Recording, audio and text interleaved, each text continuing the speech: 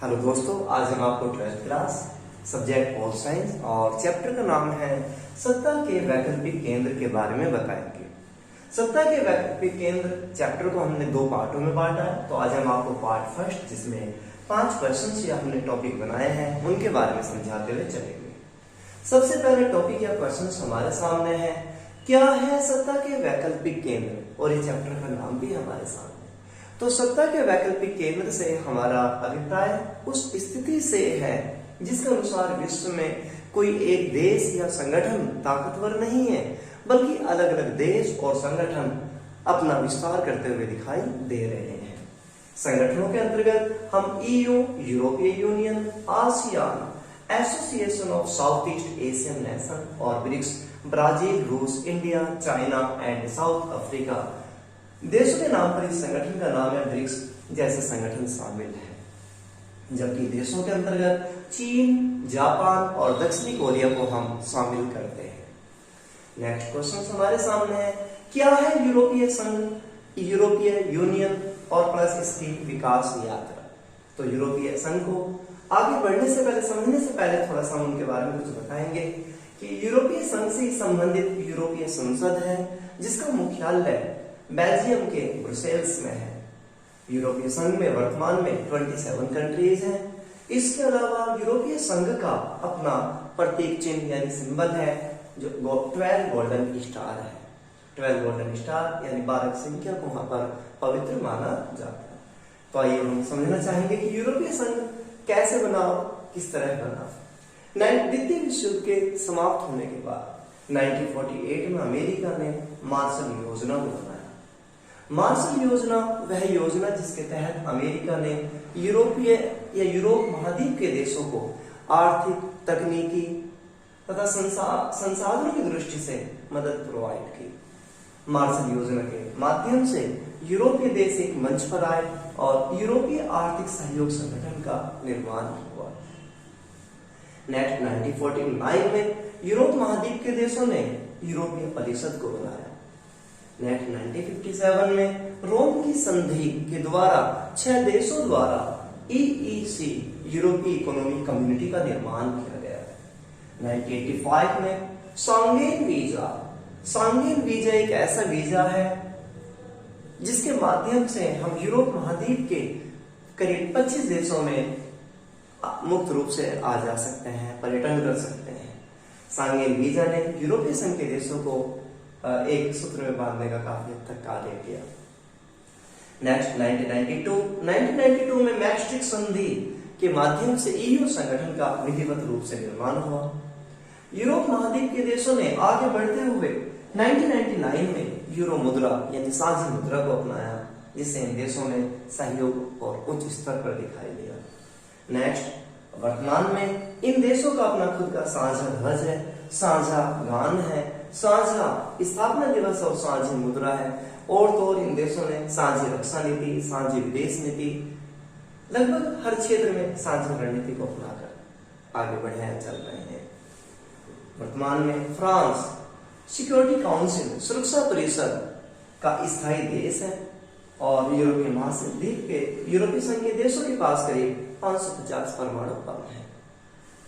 वर्तमान में यूरोपीय संगठन केवल आर्थिक संगठन नहीं है, बल्कि आर्थिक संगठनों से कहीं अधिक व्यापक संगठन बन चुका है। हम कह सकते हैं राजनीतिक संगठन के रूप में वो मौजूद है। इसी का परिणाम है दुनिया के जितने भी मामले होते हैं, चाहे वो पर्यावरण से रिलेटेड हो या मानवाधिकार से रिलेटेड, हर मामलों में EU को हम बोलते हुए देख सकते हैं, कदम उठाते देख सकते हैं। इसके अलावा अंतरिक्ष क्षेत्र में प्लस IT क्षेत्र में, इंफॉर्मेशन टेक्नोलॉजी में EU सदस्य देशों का दुनिया में दूसरा स्थान है।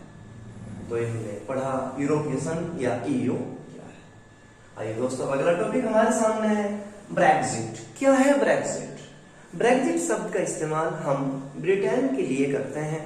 ब्रिटेन यूरोप महाद्वीप का वह देश है जो पहले EU संगठन में था, लेकिन 2020 में ब्रिटेन ब्रेक्जिट प्रक्रिया के द्वारा EU संगठन से बाहर हुआ। पहले EU में 28 कंट्रीज थे, वर्तमान में 27 कंट्रीज रह रही हैं ब्रेक्जिट के बाद। नया क्वेश्चन हमारे सामने है, आसियान, दक्षिण पूर्वी एशियाई देशों का संगठन। क्या है आसियान?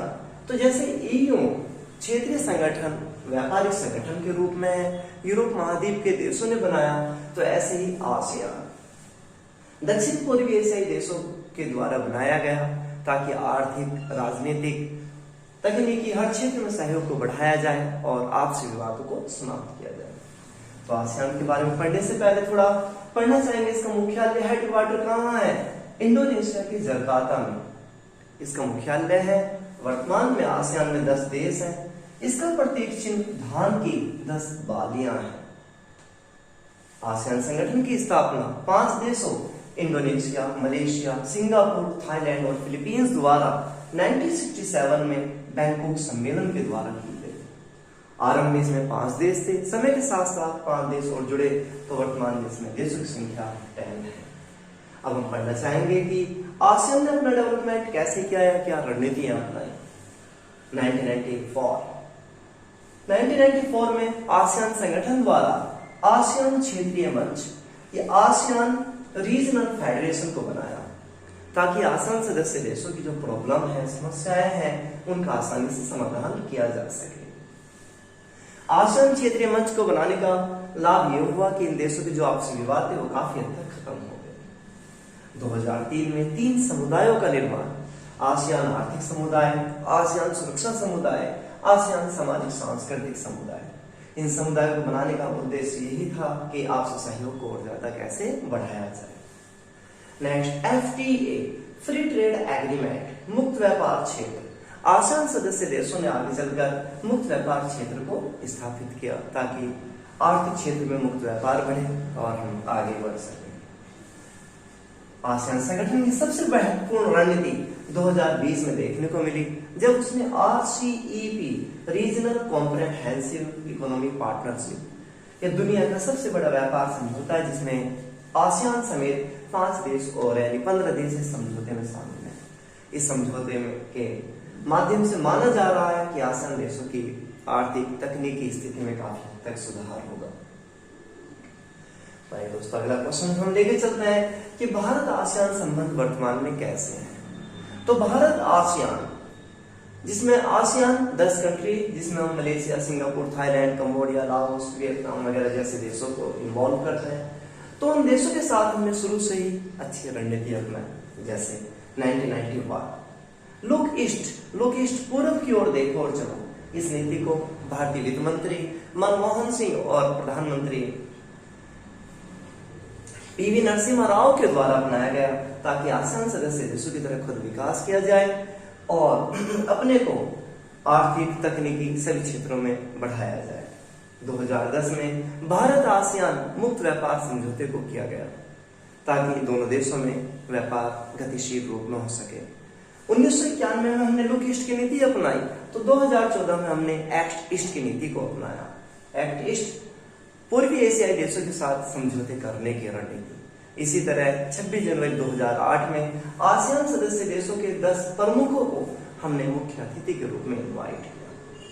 हम कह सकते हैं कि भारत आसियान संबंध काफी हद तक सकारात्मक रूप में बने हुए हैं। दोस्तों, सप्ताह के वैकल्पिक केंद्र पार्ट फर्स्ट उम्मीद आपको समझ में आया होगा। इस लेसन से रिलेटेड जो अदर चीजें बची हुई हैं, टॉपिक्स हैं, उन्हें हम सेकेंड पार्ट में लेकर चलेंगे। धन्यवाद।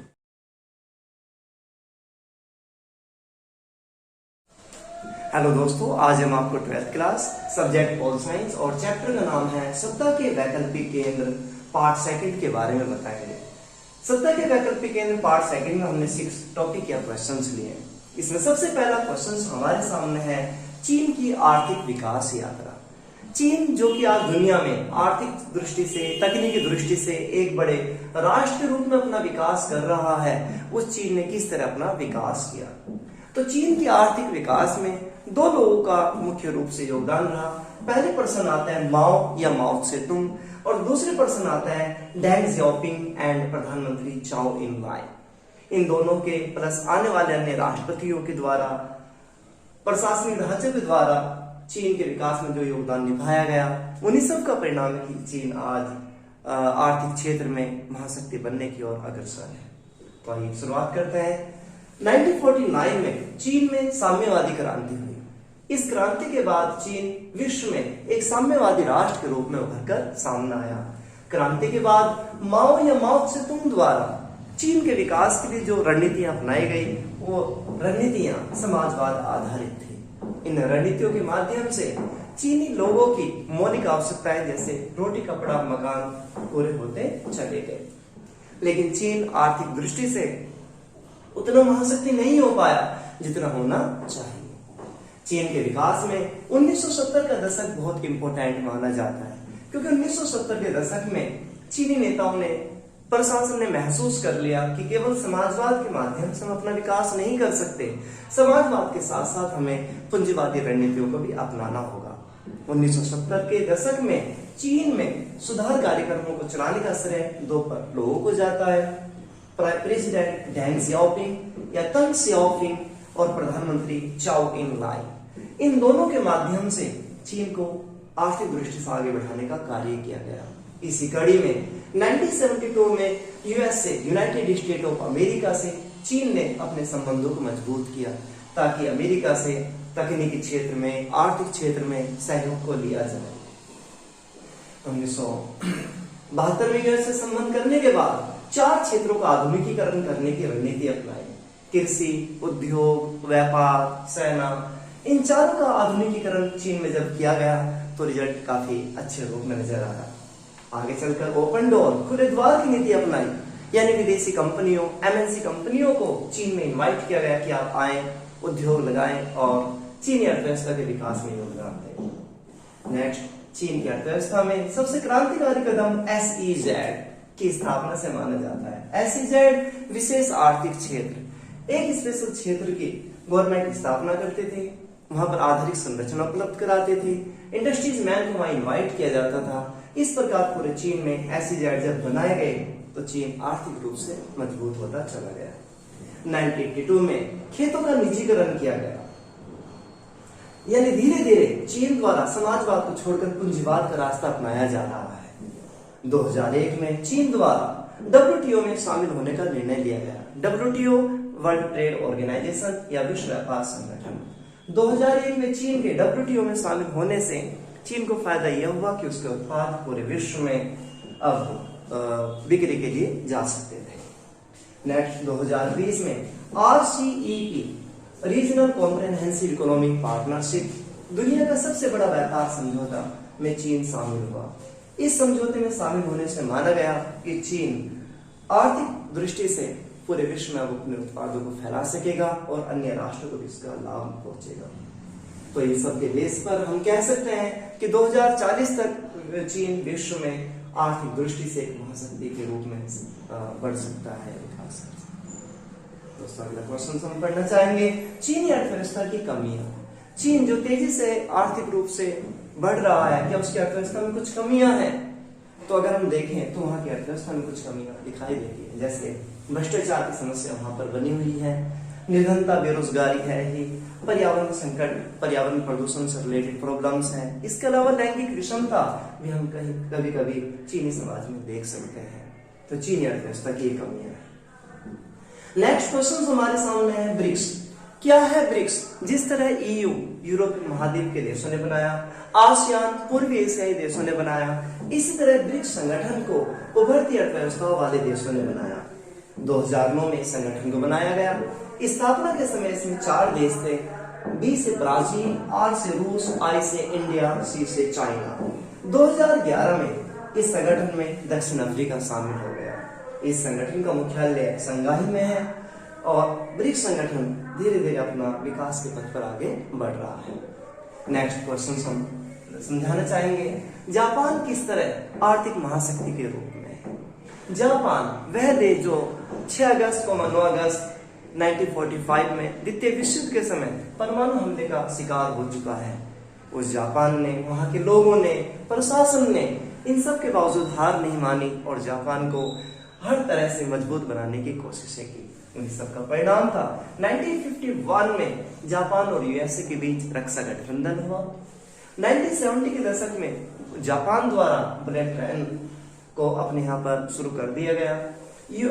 वर्तमान समय में यूएनओ के बजट में जापान की 20% हिस्सेदारी है। दुनिया के अलग अलग देशों को तकनीकी आर्थिक मदद जापान प्रोवाइड कराता है। इसके अलावा G7 संगठन में एशिया महाद्वीप से शामिल होने वाला जापान अकेला देश है। Honda, Panasonic, Mazda, Canon, Yamaha, Suzuki, ये सभी की सभी कंपनियां जापानी कंपनियां हैं। नेक्स्ट क्वेश्चन हमारे सामने है, दक्षिण कोरिया की प्रगति के बारे में बताएं। दक्षिण कोरिया ने 1960 से 1980 के बीच तीव्र आर्थिक विकास किया, तकनीकी विकास किया, औद्योगिक विकास किया। तो विकास की इस प्रक्रिया को हम कभी कभी हान नदी पर चमत्कार के नाम से भी हम जानते हैं। 1991 में दक्षिण कोरिया यूएनओ में शामिल हुआ।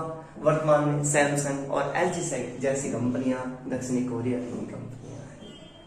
नेक्स्ट क्वेश्चन हमारे सामने है, भारत चीन संबंधों के बारे में बताएं।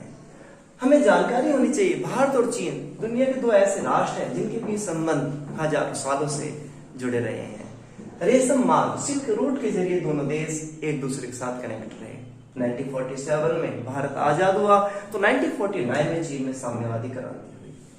इसके बाद अब हम भारत और चीन के बीच संबंधों को दो पॉइंटों के जरिए समझेंगे, सहयोग और तनाव। बात आती है भारत चीन के बीच संबंध या सहयोग कहाँ है? पंचशील 1954 में दोनों देशों ने, भारत और चीन ने पंचशील समझौते का निर्माण किया ताकि दोनों देशों के बीच सहयोग मजबूत बना रहे। तकनीकी सहयोग दोनों देशों के बीच आज भी उच्च स्तर पर बना हुआ है। 2009 में दोनों देशों के बीच सहयोग का ही परिणाम था कि ब्रिक्स संगठन अस्तित्व में आया और वर्तमान में तनाव के बावजूद भारत चीन के बीच व्यापार $100 अरब को पार कर चुका है। तो हम मान सकते हैं कि भारत चीन संबंध आज भी मजबूत रूप में बने हुए हैं।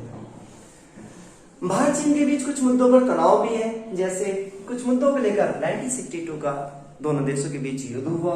तिब्बत मामला आज भी दोनों देशों के बीच तनाव का कारण है, क्योंकि तिब्बत पर चीन ने अपना कब्जा कर लिया है। जब भारत तिब्बत के लोगों की आवाज को उठाता है तो इसका परिणाम दोनों देशों के बीच तनाव के रूप में आता है। मैकमोहन रेखा 1914